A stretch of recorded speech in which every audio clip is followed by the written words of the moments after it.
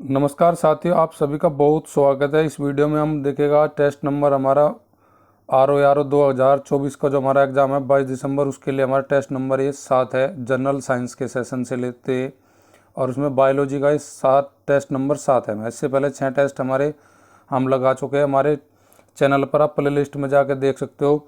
UPPCS RO 2024 के नाम से UPPCS 2024 RO के नाम से मैंने प्ले लिस्ट बना रखी। उनमें सभी वीडियो हम डाल रहे हैं लगातार आपके लिए मॉक टेस्ट और PYQ की। आज का पहला क्वेश्चन देखते हैं। पहला क्वेश्चन का हमारा स्टेटमेंट 2 दिए है, इसमें बताना कि कौन सा कथन सही है। पादप कोशिकाओं में सेंट्रोसोम नहीं पाया जाता। सेंट्रोसोम नहीं पाया जाता, बिल्कुल सही बात है। सेंट्रोसोम नहीं पाया जाता पादप कोशिका में। अधिकांश पादप कोशिकाओं में तारक केंद्र पाया जाता है। तारक केंद्र नहीं पाया जाता, ये स्टेटमेंट गलत है। पाया नहीं जाता उसमें, यानी कि एब्सेंट होता है। तो केवल पहली स्टेटमेंट ठीक है, दूसरी गलत है। तो राइट ऑप्शन हमारा हो जाएगा ऑप्शन ए। क्वेश्चन नंबर 2 में हमें स्टेटमेंट दिए गए हैं 2 और उसमें हमें से पूछा गया है कि कौन सा स्टेटमेंट हमारा सही होगा। पहले स्टेटमेंट में कहा कि कोशिका विभाजन के सेल्स जो हमारा होता है, सेल्स का विभाजन 2 प्रकार से होता है, समसूत्री अर्धसूत्री। बिल्कुल सही है, पहला स्टेटमेंट हमारा सही है। ये जानकारी कि 2 प्रकार से कोशिका विभाजन होता है। समसूत्री शब्द का प्रयोग सर्वप्रथम वाल्थर फ्लेमिंग ने किया था, ये भी सही है हमारा, वाल्थर फ्लेमिंग ने किया था। थोड़ा हम देख लेते हैं समसूत्री के बारे में। ये समसूत्री जो विभाजन होता है वो कै चरणों में होता है जी हमारा? 5 चरणों में होता है। 5 चरणों में आगे हम क्वेश्चन देखेंगे कौन से 5 चरण है। अभी मैं आपको बता ही देता हूँ उसको जो होता है, जो हमारे 5 चरण। पहला चरण जो होता है वो इंटरफेज होता है, सबसे पहला चरण इंटरफेज। दूसरा प्रोफेज। प्रोफेज के बाद आता है जी हमारा तीसरे नंबर पर आता है मध्य में जो होता है मेटाफेज। मेटाफेज के बाद आता है जी हमारा एनाफेज। एनाफेज के बाद लास्ट का आता है एनाफेज। एनाफेज के बाद में सबसे लास्ट में आता है टेलोफेज। टेलोफेज सबसे लास्ट में आता है किसका? समसूत्री विभाजन का। तो ये 5 फेज होते हैं, interphase, prophase, metaphase, anaphase, telophase. पूछ लेता है कि पहला कौन सी अवस्था होती है समसूत्री विभाजन में, मध्य वाली कौन सी होती है, अंतिम वाली कौन सी होती है? तो टेलोफेज अंतिम होती है, पहला इंटरफेज होता है, मध्य में होते हैं मेटाफेज। तो इस क्वेश्चन का राइट ऑप्शन हमारा दोनों सत्य है, तो ऑप्शन सी हो जाएगी क्वेश्चन नंबर 2 के लिए। क्वेश्चन नंबर 3 में हमसे क्या पूछा गया है? देखो ये भी हमारा कोशिका से जुड़ा ही है क्वेश्चन। नीचे दिए गए कथनों पर विचार करें। समसूत्री विभाजन की प्रारंभिक अवस्था इंटरफेज कहलाती है। बिल्कुल ठीक है, अभी आपको बता इंटरफेज ही कहलाती है। तो दूसरे स्टेटमेंट में समसूत्री विभाजन की मध्य अवस्था मेटाफेज, क्या मेटाफेज ही कहलाई थी? मैंने मेटाफेज ही बताई थी, बिल्कुल बताई थी। तो ये भी स्टेटमेंट हमारा राइट है। समसूत्री विभाजन की अंतिम जो होती है एनाफेज होती है। नहीं जी, एनाफेज तो चौथी होती है, सबसे लास्ट की जो फेज होता है हमारा वो क्या होता है जी? टेलोफेज होता है जी, टेलोफेज होता है। तो ये तीसरा स्टेटमेंट हमारा इसमें गलत है, बाकी पहले 2 ठीक है। तो 1 और 2 ऑप्शन हमारी सी में दी गई है ठीक के लिए, जो 1 और 2 ठीक है हमारा। क्वेश्चन नंबर 4 में हमें फिर स्टेटमेंट 2 दिए गए, उनमें हमें सही निकालना कौन सा स्टेटमेंट सही है।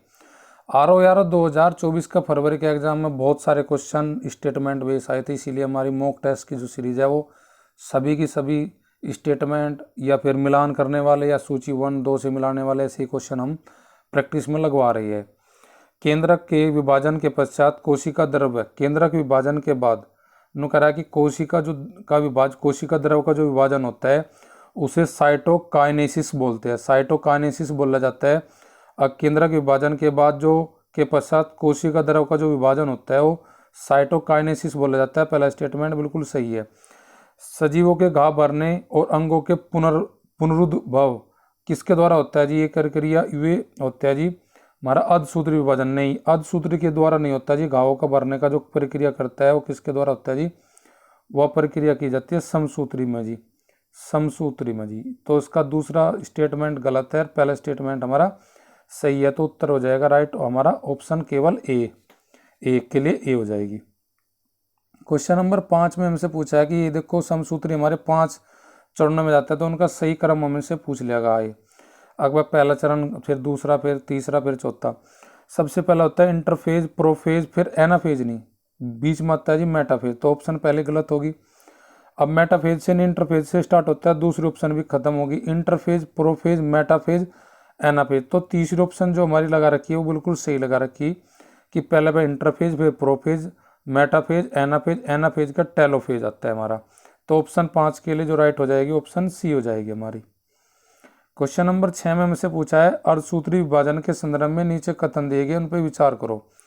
इसकी खोज सर्वप्रथम बीजमैन ने की थी। यह बात बिल्कुल ठीक है कि अर्धसूत्री जो विभाजन है उसकी खोज बीजमैन ने ही की थी। नामकरण किसने किया था? फार्मर और मोरे ने किया था। ये भी बात सच है कि इसका नामकरण भी इन दोनों के द्वारा किया गया था। ये केवल जनन कोशिकांग में होता है जी। कौन सा? अर्धसूत्री विभाजन। अब जो मानव है, ह्यूमन जो मनुष्य है, उसका जन्म भी कौन से कोशिका विभाजन के कारण होता है? उसका जन्म भी अर्धसूत्री कोशिका के विभाजन के कारण ही होता है। अगर पेपर पूछता है कि मनुष्य को जो जन्म होता है कौन से कोशिका विभाजन से होता है, वो होता है जी अर्धसूत्री विभाजन होता है मानव जीवन, मनुष्य के जीवन के लिए। तो जो तीनों के तीनों ठीक है, तो इसमें सभी सत्य है, तो ऑप्शन हमारी हो जाएगी क्वेश्चन नंबर 6 के लिए ऑप्शन ए। नेक्स्ट क्वेश्चन देखते हैं। नेक्स्ट क्वेश्चन नंबर 7 में हमसे दिया गया, इन पे बताना कि कौन सा कथन ठीक है। 3 स्टेटमेंट हमें दिया गया है। समसूत्री विभाजन में क्रॉस ओवर होता है। नहीं जी, क्रॉस ओवर जो होता है वो अर्धसूत्री में होता है, तो पहला स्टेटमेंट हमारा गलत हो जाएगा।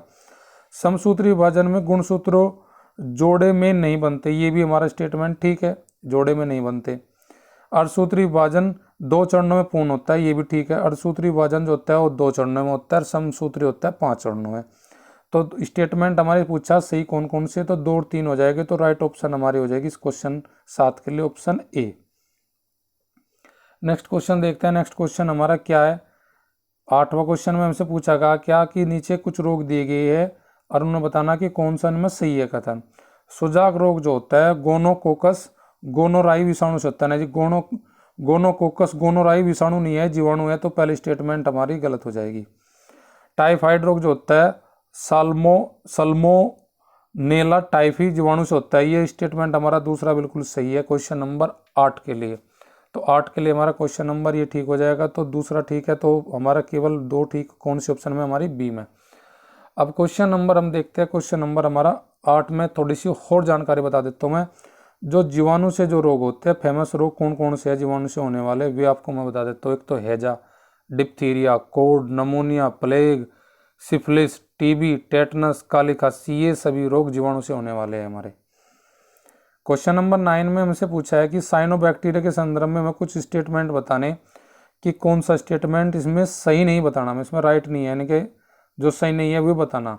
साइनोबैक्टीरिया के संदर्भ में पहला स्टेटमेंट है साइनोबैक्टीरिया पृथ्वी का सबसे सफलतम जीवधारी समूह माना जाता है। बिल्कुल सही है जी, सबसे सफलतम जीवधारी समूह को माना जाता है साइनोबैक्टीरिया को। साइनोबैक्टीरिया केवल एक कोशिकीय जीवाणु होते हैं, एक कोशिकीय जीवाणु नहीं होते हमारे, क्या होते हैं ये बहुकोशीय भी होते हैं, एक कोशीय नहीं होते, बहुकोशीय भी होते हैं। तो ये इसमें दूसरा गलत है, पहला ठीक है, तो गलत ही निकालना था, तो केवल दूसरा गलत है, गलत पूछा गया हमें इसमें स्टेटमेंट।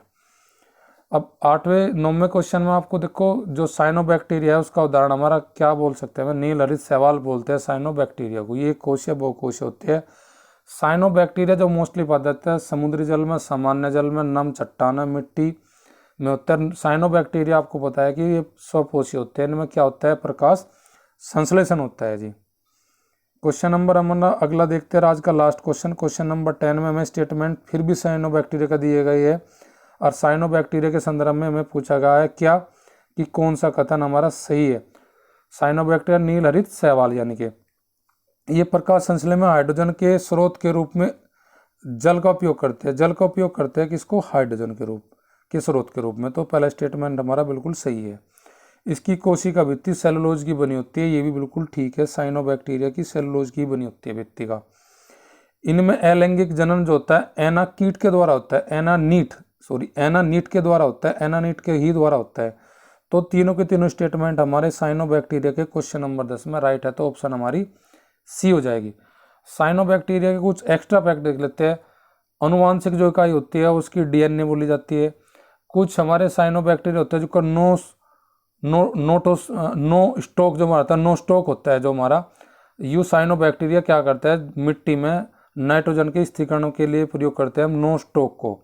उसके बाद में ये बता देता हूँ कि शैवालों की भांति हमारा जो साइनोबैक्टीरिया में है लिनोलिक अम्ल, एक अम्ल होता है इनमें लिकमल पाया जाता है किसमें, साइनोबैक्टीरियम और शैवालों की तरह।